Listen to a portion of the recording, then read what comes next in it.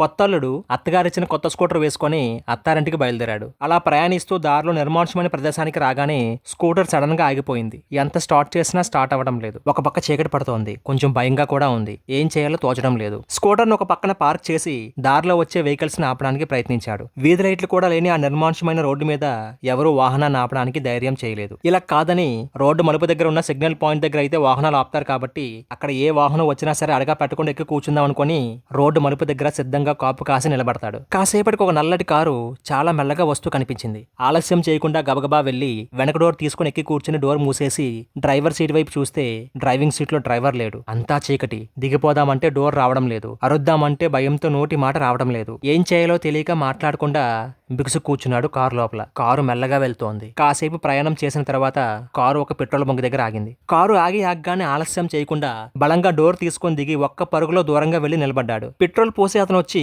Tank లో petrol పోశాడు. అప్పుడు ఒక వ్యక్తి ఆ కార్ డ్రైవింగ్ సీట్ లో కూర్చోబోతుండగా మనోడు గబగబా అతని దగ్గరికి వెళ్లి, హలో, ఈ కారులో కూర్చోమాకు, ఇందులో దయ్యముంది అని అన్నాడు. అది విన్న ఆ వ్యక్తి, నీకెలా తెలుసు అని అడిగాడు. నాకెలా తెలుసంటావేంటి? ఈ కారు డ్రైవర్ లేకుండా ఇంతవరకు వచ్చింది. అందుకు నేనే ప్రత్యక్ష సాక్షిని.